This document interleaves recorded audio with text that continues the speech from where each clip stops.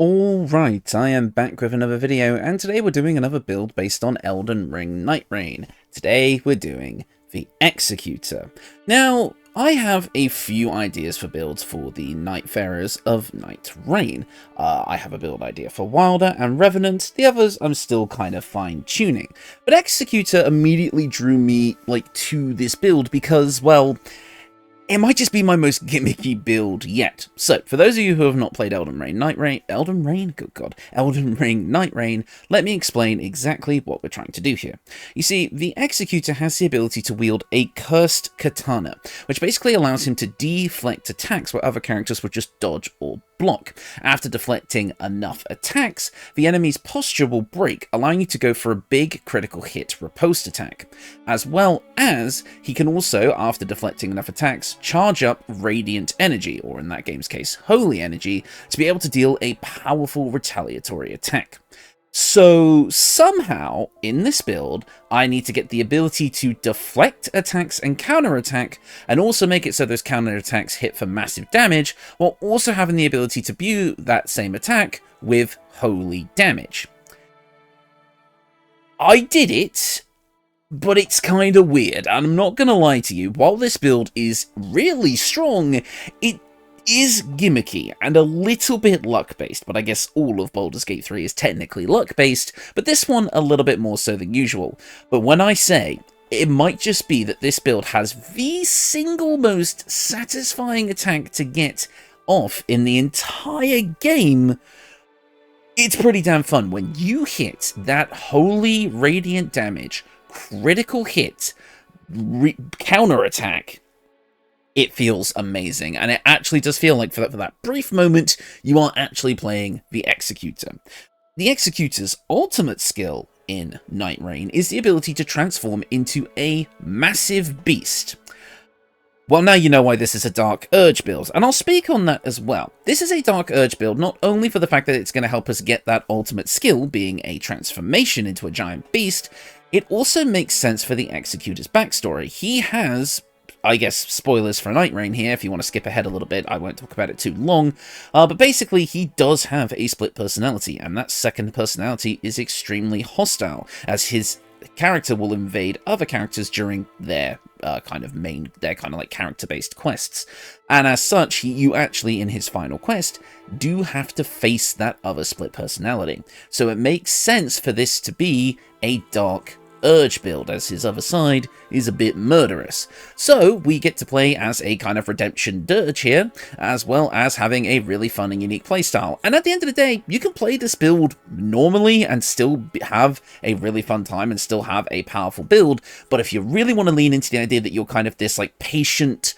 sword master wielding a katana who waits for the perfect moment to counterattack, striking with a critical hit, you definitely get that. This feels like Sekiro, which is kind of what the Executor is based on, same studio, as well as just kind of being that kind of classic samurai movie feel, where again, you just wait for that moment, and bam, they're done.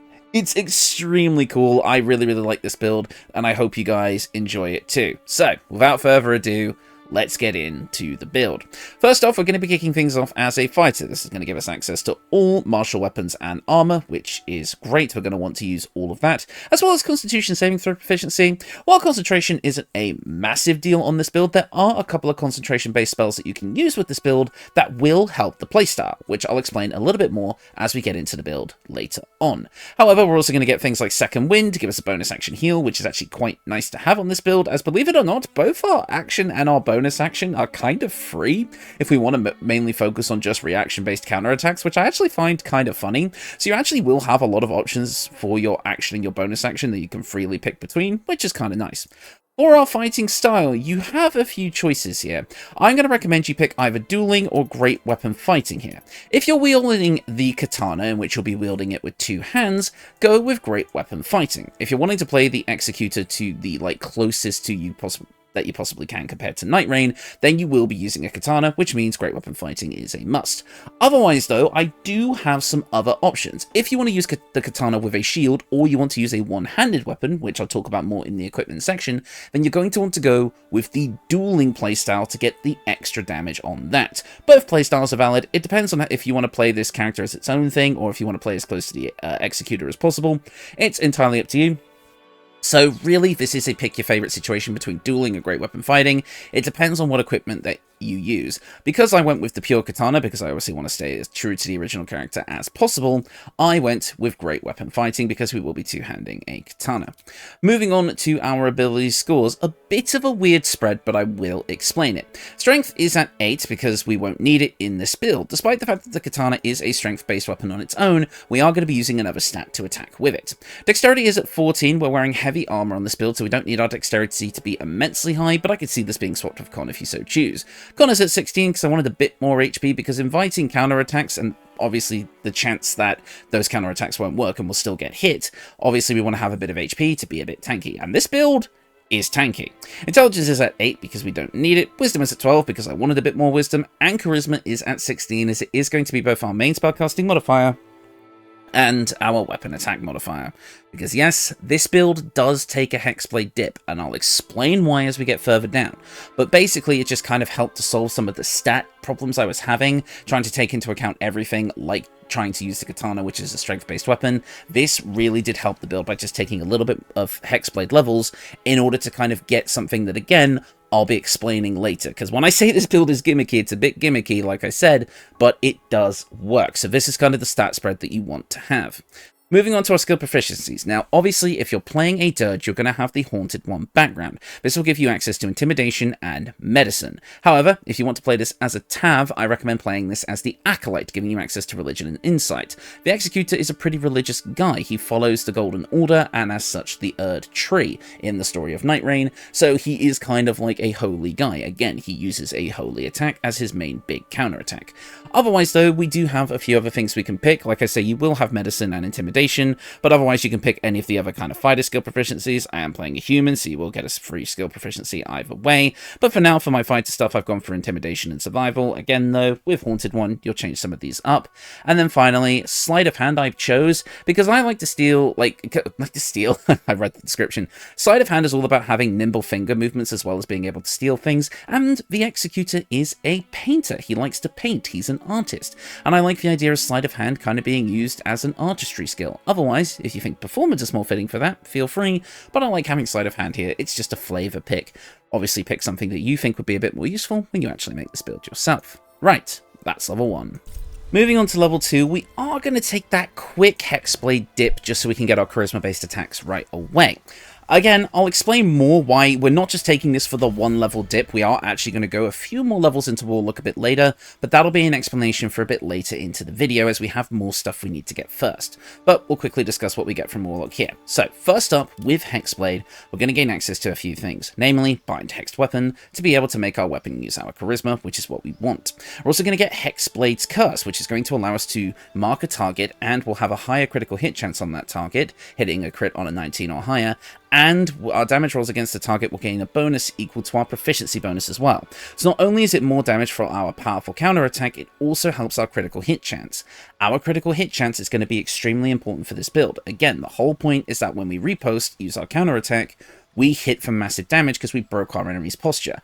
And we really do want to trigger those critical hits, because those critical hits are how we're going to get our holy damage retaliation as well. Again, it will all make sense when we get further into the build. But for now, both Hexblade's Curse and Bind Hexed Weapon are kind of essential to this build, especially since that the Executor is known for being great in one-on-one fights. That's kind of his whole shtick. So being able to mark your opponent and saying, you're my opponent, and that's the person that you're fighting, it also kind of makes sense to me personally. So yes, we are going to go for Hexblade. Also, the Executor is known for wielding a literal cursed sword. That is his own thing that's bound to him. So Hexblade just makes sense from a lore perspective as well. I didn't mention it in the Duchess video, but the Duchess was actually known for being a thief before she became the Duchess as well. So thief made sense in that build. So Hexblade makes sense here. See?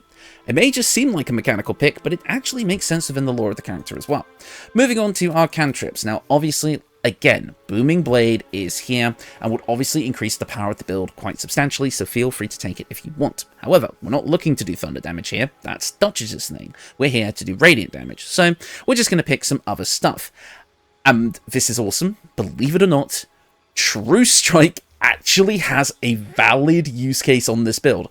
I know, because one of our biggest attacks is going to come from our reaction, spending our action to gain advantage on our next attack roll, which would be our reaction-based attack, means that by gaining advantage at the cost of just our action and a cantrip, so no spell slot resource, that means that we can just, you know, increase our critical hit chance by rolling with advantage on every reaction or bonus action attack that we make. More likely our reaction attacks, but I don't know, I just think if we're not going to attack with our action and we want to wait patiently, we can guarantee that advantage on our reaction attack, which I just think is kind of fun. So yes, True Strike actually has a use on this build.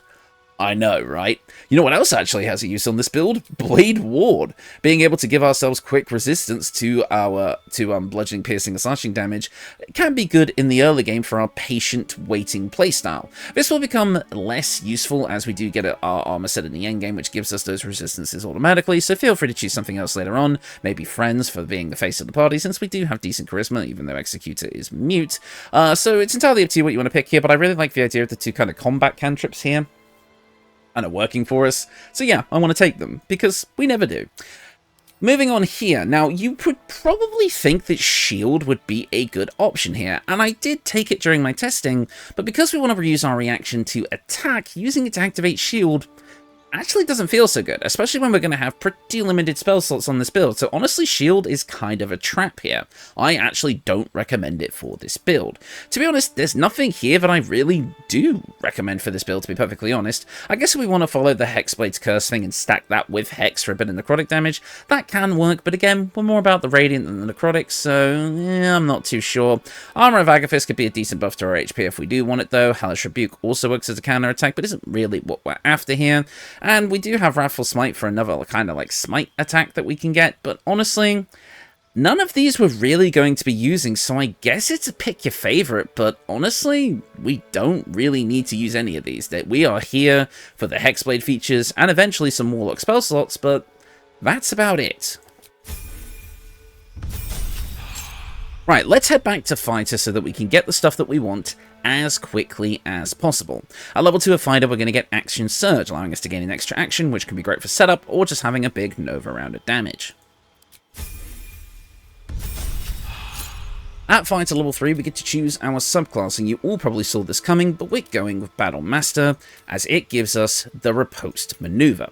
This is how we're going to get our counter-attack. By spending a reaction and a superiority die, the resource that we get from Battle Master, which allows us to kind of spend those die to gain, you know, extra benefits and such like that, and extra damage. By using this with our reaction, we get to Riposte. So when an attack misses us, when we get missed with a melee attack, we get to immediately spend our reaction and that superiority die to retaliate with an attack that deals extra damage based on our superiority die, so in this case a D8. This is how we're going to be getting those counter attacks. We deflect an attack with our high AC, immediately counter attack, going for a critical hit. This is how it's going to work. Now obviously this comes with the caveat that we have a limited amount of superiority die, 4 at this level, but this build gets as many as we can, while also still trying to get the other features that we want. As for our other maneuvers, obviously Riposte is gonna be the one that we want to use the most. However, there are some others that we can pick up. I liked grabbing Evasive Footwork, allowing us to, without the cost of any resource other than a superiority die, so it keeps your action, reaction, and bonus action free, we can impose disadvantage on melee attacks against us, obviously giving Riposte a higher chance to go off. For your final one though, it's kind of up to you. There's nothing here that I would say I immediately want to grab. Commander Strike is a fun one here if we don't want to focus so much on attacking as with our maneuvers, which feels weird to say, but it is kind of what we're up to here. But I did end up going with Fainting Attack, allowing you to consume both your action and your bonus action to gain immediate advantage and extra damage on your attacks. So, you know, that could work, but otherwise, pick your favorites. We're going to have a lot of options by the time this build is done. At fighter level 4, we're going to gain access to our first feat of the build. And the feat that I want to grab right away is an ability score improvement to bump up our charisma, because again, it kind of just affects everything that we do. Next up, at fighter level 5, we're going to gain access to extra attack, which obviously makes us a lot more powerful. Again, we're more about our reaction-based attack, but we might as well still attack with our action when we can. No reason not to. Now, at fighter level 6, we're going to get our next feat of the build, which means we can grab Martial Adept to give us another superiority die and 2 more maneuvers. We don't actually care about the extra maneuvers, although they are nice to have. We mainly want this free extra superiority die that we're going to get that scales with our other superiority die from our subclass, like normal. So with this, you can kind of pick up whatever you like here, really up to you. Trip attack is always good, and I think goading attack to force enemies to attack you, meaning that they're going to have a higher chance to trigger a miss and then a repost, works quite nicely.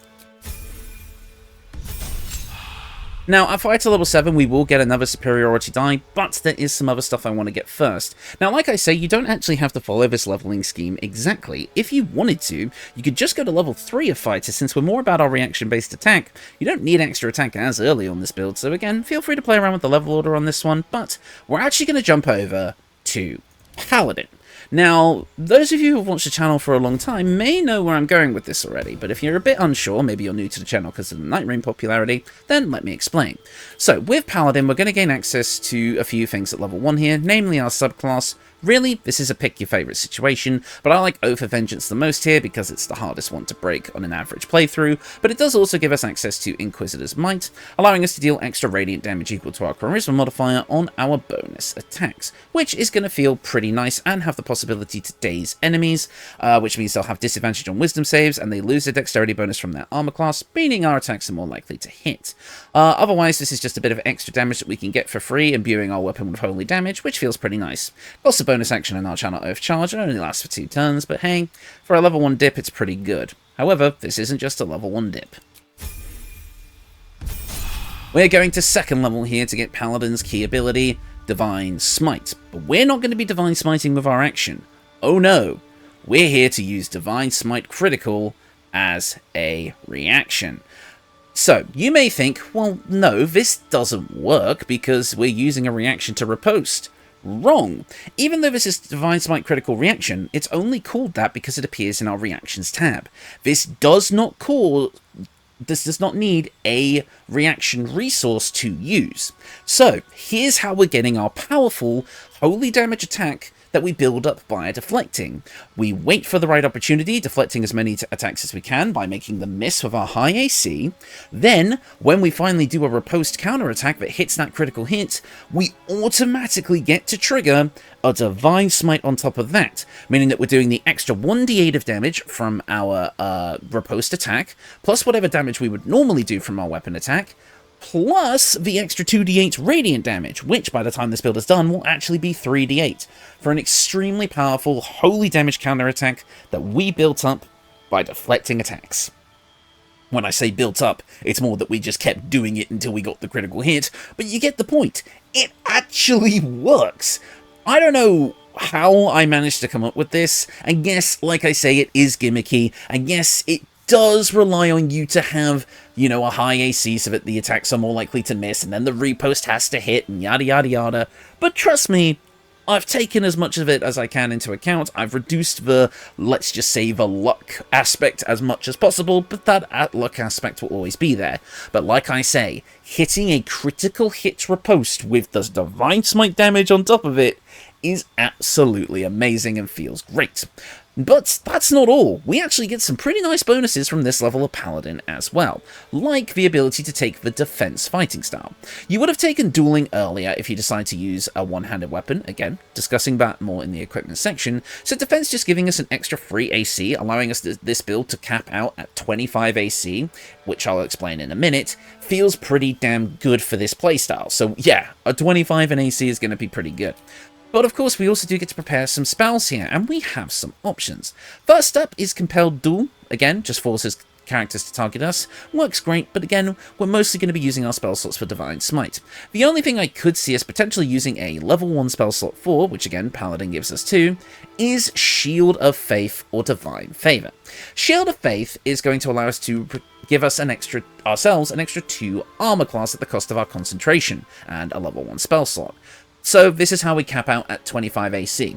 We're not really going to be concentrating on anything else with this build, unless you want to go for a more offensive option like Divine Favor, or you want to draw enemy aggro with something like Compelled Duel, but I think Shield of Faith is what you're going to use most of the time to give you a total of 25 AC, with the ability to impose disadvantage on those attacks if you wish, to basically guarantee that you're never going to get hit, which feels pretty damn nice. And even if you do somehow get hit, thanks to our fighter levels and our 16 in Constitution, you're not likely to drop concentration here, so Shield of Faith is going to be sticking around, unless you're knocked prone. Bloody Steel Watchers. Anyways, otherwise you do have some other options available to you. A nice action heal could be good. You can grab the other smites as well if you like, but I'm saving Searing Smite for something else in this series. And then finally, just pick whatever you like for your final one. Command can make it so like you're kind of disarming an enemy with an attack. Really though, Shield of Faith is the only one we care about here. The rest are just here for the niche situations we might want to use them, instead of spending a spell slot to smite or cast Shield of Faith. Now, we're not going to be going to Paladin level 3 here. We're actually going to go back to Warlock. Now, I did some number crunching here, which is weird for me, but trust me, it makes sense, and I had to decide what is the most optimal way to do this playstyle. Originally, I was just going to go for a 2-class split between Fighter and Paladin, and that seemed okay, but it didn't really get me enough spell slots for the build to feel good. Like, yes, we did get some Paladin subclass features, but we also did add an extra feat, but it was a feat that we didn't really need, and we also kind of did end up stacking extra attack, which also didn't feel great. So, in the end, I dropped 3 levels of Paladin for 3 levels of sorcerer to get some more spell slots. But in the end, though, it only equated to an extra level 1 spell slot, 4 as opposed to 3, and the same amount of level 2 spell slots, which also didn't feel good. So when I realized that we can instead take that 1 level dip of Hexblade and push it to level 3 to get 2 level 2 spell slots, the same we would have had with any other combination, as well as having those spell slots come back on a short rest instead of a long rest, making this build way less long rest dependent and way more resource efficient over the course of a longer day of play, it actually made a lot of sense to just go to level 3 of Hexblade, which is what we're going to do today. A level 2 of Hexblade, we're going to get that second level 1 spell slot, so now we have 2 level 1 spell slots recovering per short rest. We also do get another spell here, but again, we're not really using any of these, but we can pick up Shield in the off chance you decide to use it. We also do get some Eldritch Invocations here, but really there's not too much I would take here, to be honest. Like I said, we're not really using anything from you-know-what, so it's kind of hard to say here.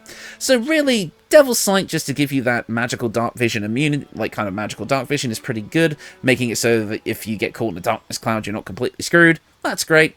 And Beguiling Influence, I guess, makes sense for proficiency in deception, because again, the Executor does kind of deceive people, but again, we're not really a talker. I don't know. Kind of a pick your favourite situation here. These aren't too relevant to the build, but Devil's Sight is always a nice buff to have. So yeah, moving on.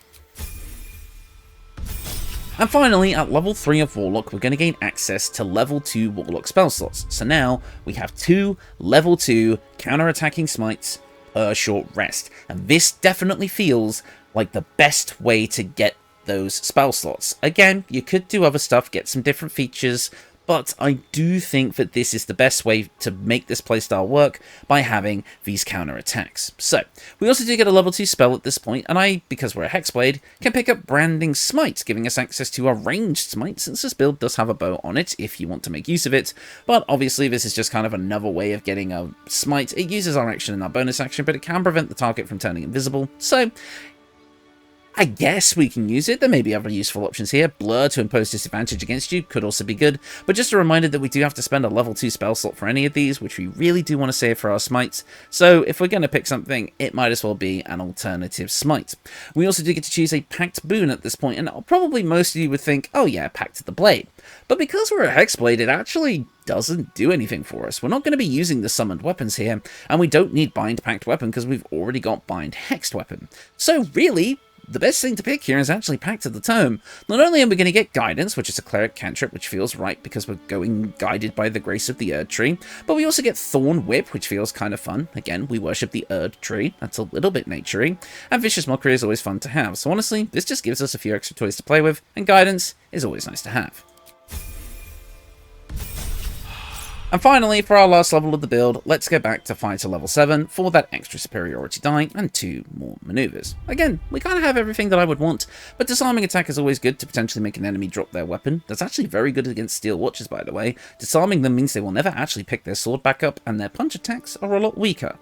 Now, for the rest of it, it doesn't really matter what you take here. Sweeping attack to attack 2 targets at once is kind of cool, though, and feels like something you would do if you were wielding a Nagakiba, so, you know, might as well do so.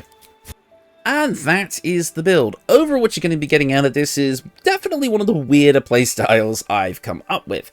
You're going to be all about using that riposte to get those powerful counter-attack attacks, being able to riposte for massive damage, stacking on high damage critical hits with smites to be able to wait for your opponent's weak spot to open up, and then hit them for absolutely devastating damage, and it feels pretty fun. We're a charisma-based person, so at the end of the day, you can still be the face of the party. We have ways of adding on extra damage thanks to Hexblade's Curse alongside our maneuvers, all doing extra damage, Smite doing extra damage, Inquisitor's Might doing extra damage, and we even get to make use of True Strike for crying out loud. Come on. We're going to have an incredibly high AC, maxing out at 25 with the ability to impose disadvantage on those attacks. We have some minor healing through Second Wind and Lay on Hands as well. So overall, we've got a pretty solid kit to work with here. Again, we play into our one gimmick and we play into it very well, but you can still play this as a standard fighter. You can still do Divine Smites with an action if you so choose. You can still do your extra attack damage.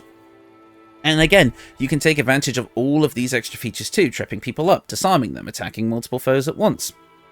You've got it all. So you can play this as a pretty standard fighter Paladin Warlock, which I guess isn't very standard, or you can do the fun thing and play what this build is actually about, and that is waiting for the perfect moment to strike and hitting for massive damage. But how exactly do we get that massive damage? We want to make sure we're getting critical hits, and obviously Hexblade's Curse helps with that, along with Bind Hex Weapon, which we can just quickly pop on now.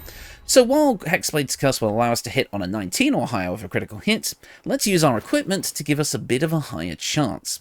First up, our weapon of choice, the katana. In the vanilla game, it's the only one that exists, but there's a pretty popular mod out there to give you more katanas, if you so choose, that come with nice little buffs, including one that's buffed with radiant damage, so, you know, could probably go with that. But for now, the katana is available in Act 3. It's a +1 longsword with nothing else really going for it, so I mean, it is kind of meh. It does come with a little bonus flourish attack, which no other like longsword normally gets, I'm pretty sure. So you know, it exists, but otherwise it's not too special. You can buff it with the Drakethroat Glaive to give it a bit more oomph, but otherwise it's whatever. But, of course, if we're staying as true to the build as we can, then we want to use the katana for this build, as that is what the Executor is known for. But for the early game, grab the Knife of the Undermountain King, or hang on to it and keep it, because you reduce the number you need to roll a critical hit while attacking by 1, meaning that we can, on our Hexblade target, we can critical hit on an 18 or higher.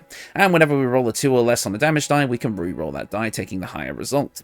We also gain Shadowblade to gain advantage on attack rolls against slightly or heavily obscured creatures, but we don't care about that too much. This is just a solid early game weapon that can help augment our playstyle with a higher critical hit chance.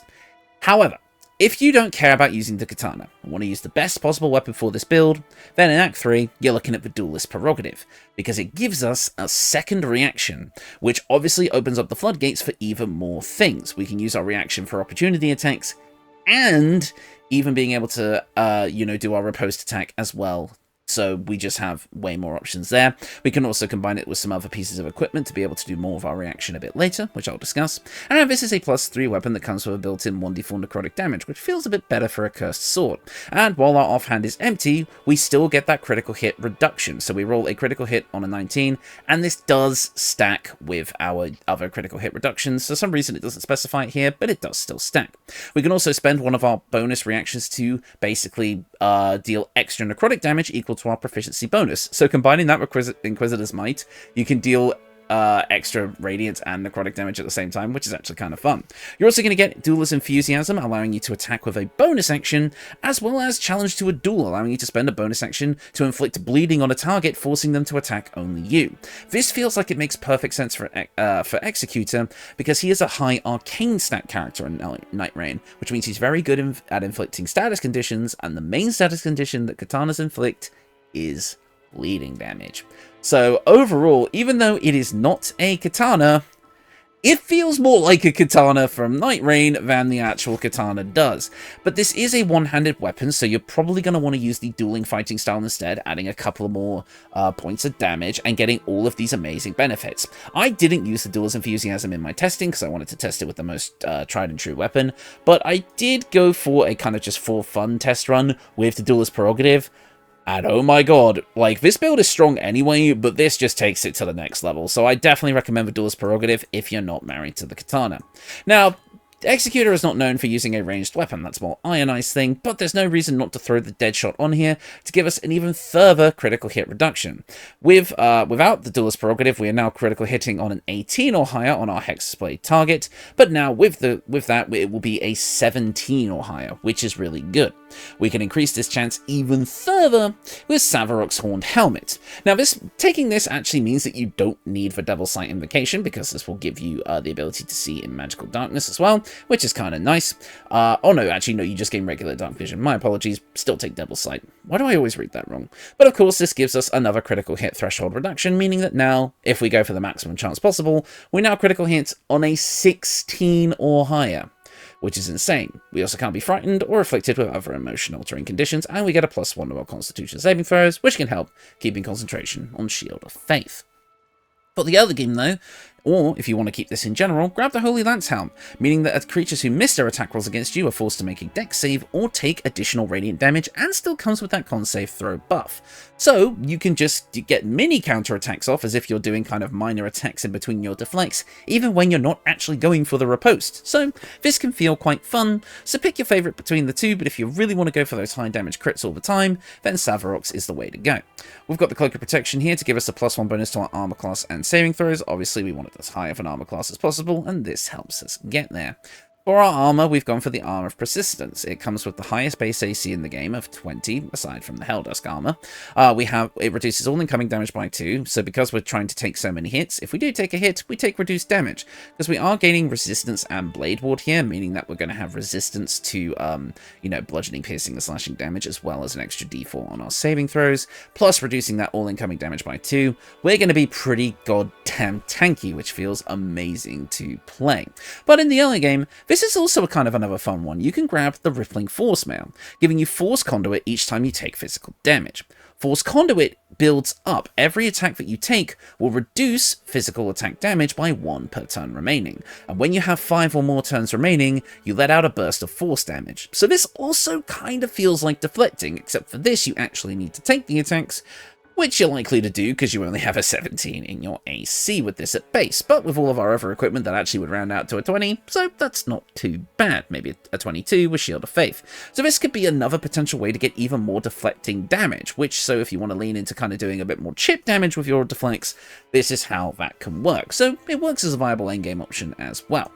For our gloves, I've gone for the Gloves of the Automaton. Basically, in Elden Ring Nightreign, you actually have to physically draw the Cursed Sword, and it kind of changes your moveset.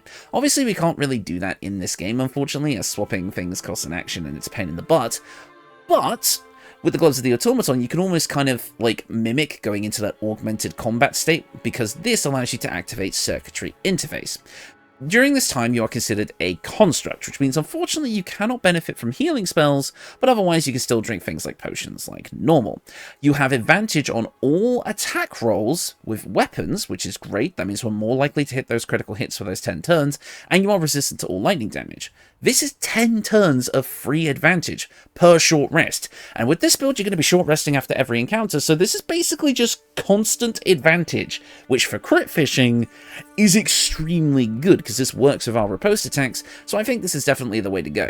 This does mean you're going to have to play a non-evil character, so this is definitely more of the Redemption Dirge run, but hey, that's my favourite run in the game, so I'm happy to use this here. Otherwise, though, if you're using the Duelist Prerogative to get that second reaction, I recommend the Gloves of Missile Snaring as an alternative.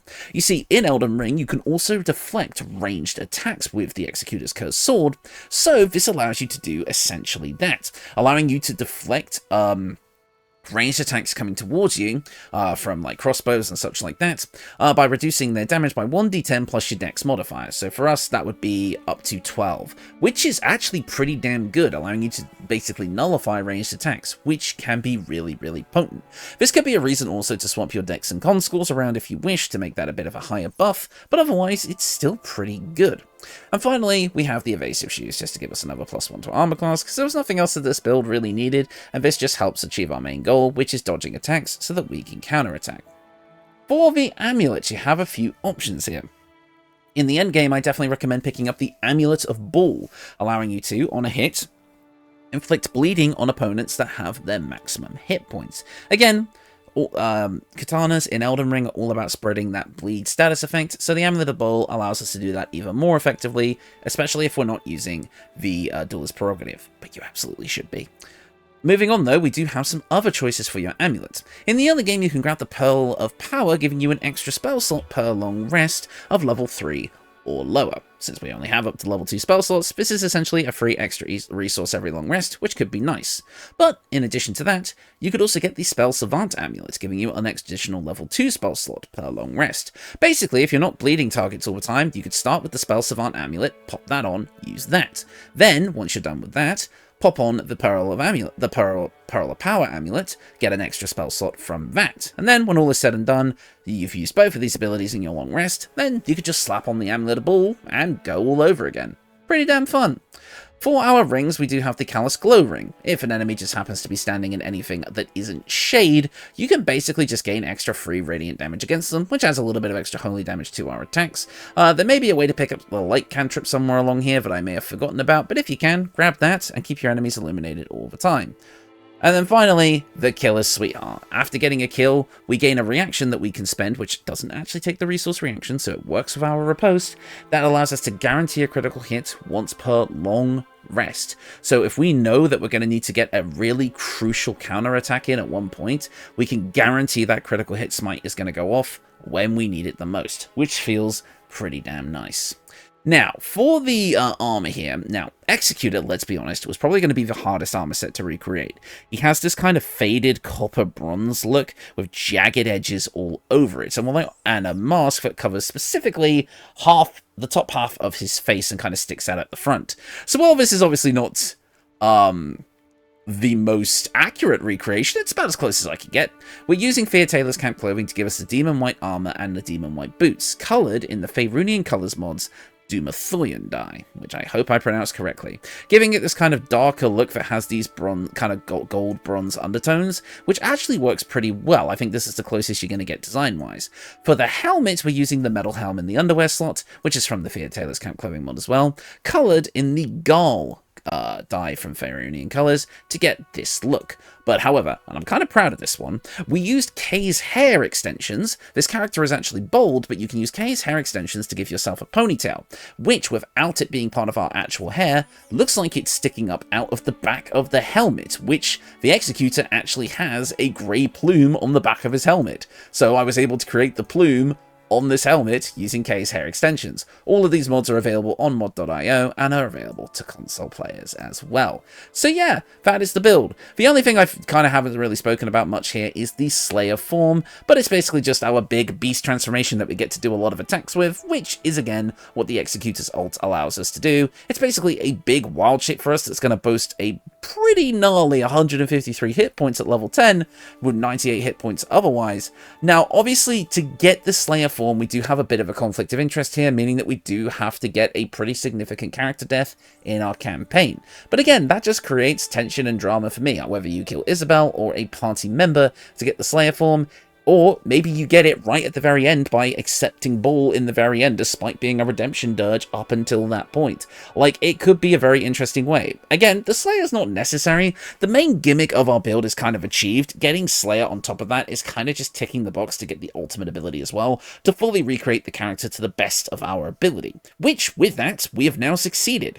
We have our powerful radiant damage counterattacks that we build up by dodging, which I think is amazing. We've got the Slayer form to act as our ultimate ability, and we have a pretty powerful katana-based build. And again, yes, it's a bit gimmicky. We technically still get 2 feats with this build, which is what most of my builds would have, but we do miss out on a feat by taking, you know, this kind of awkward 3-2 level split tacked on to the end. So again, if you're not too into one part of this build, you can adjust the levels a bit to make things a bit different for you. But otherwise, in order to get those critical hit divine smites on our riposte attacks, this is the level split that we need to have, and Warlock gives us the most bang for our buck resource-wise with those level 2 spell slots that were the highest level spell slots that we could get with this leveling scheme anyway, recovering on a short rest. I guess technically you could go for a split between Warlock and Fighter, taking Branding Smite from Hexblade and kind of getting something similar if you don't care about getting with Divine Smite on your reaction, but I kind of do because it feels really fun. And again, hitting that Divine Smite riposte with a critical hit feels so good. Like, you do like the enemy just attacks you and it's the biggest mistake they ever made. Is it gimmicky? Yes. But it is a fun gimmick. And again, you can just play this like a normal build, even with this level spread, and still kick ass. So yeah, that is the build. I hope you enjoyed it, because this one was a bucket to figure out. But I did it, and expect more Nightreign builds on the way, because I'm absolutely loving this game. Like I said earlier in the video, I've already got ideas for Wilder, who I think I can recreate pretty goddamn faithfully, and Revenant, who's a bit tricky, as I'm still trying to figure out exactly which summons I want to represent what, but it's definitely going to work. The other ones are either a bit simple, like I, who I think we can all guess what that will be, and Raider, again, pretty simple. Guardian's going to be an interesting one, and so is Recluse. But otherwise, I do have some pretty solid ideas for the next few, so let me know if you want to see more. Right, that's going to do it for me. Thank you all so much for watching, and I'll see you all next time. Bye-bye.